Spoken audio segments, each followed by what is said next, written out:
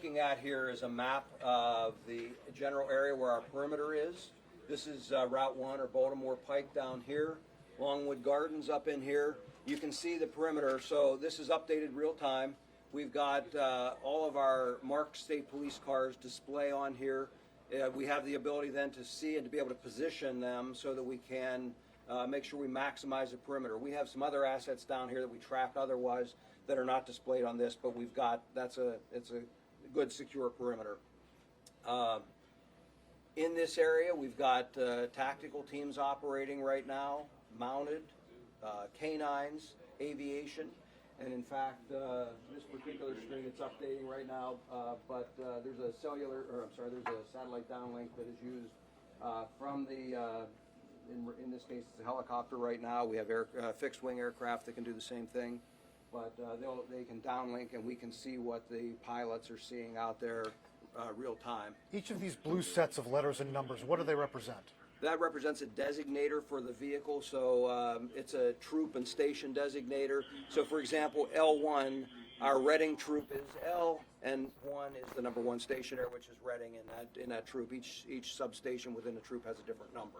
So we can tell by looking at these cars where they're from, and that's how we contact them by their radio identifier that's on there.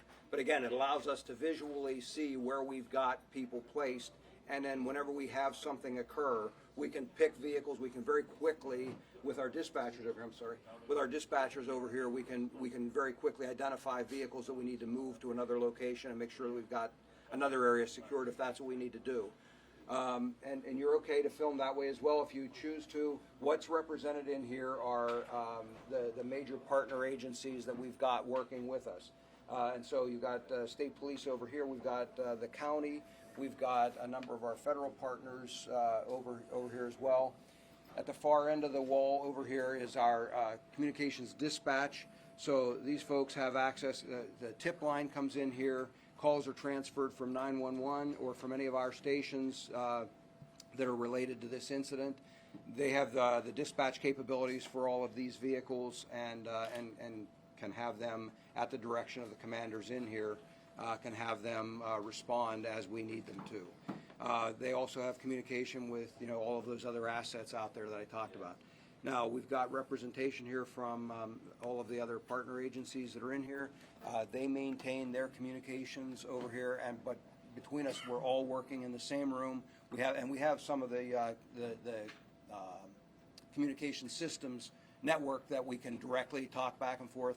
If they're on a specialty channel for something with one of their tactical teams, they have the ability then to have that communication, but all takes place right here in this room, and so we can very quickly move assets or react to whatever might develop in here. How many people do you have working in this building right now, roughly? I've got to think there's at least 100 to 150 probably in the building. Plus. There are a lot of people out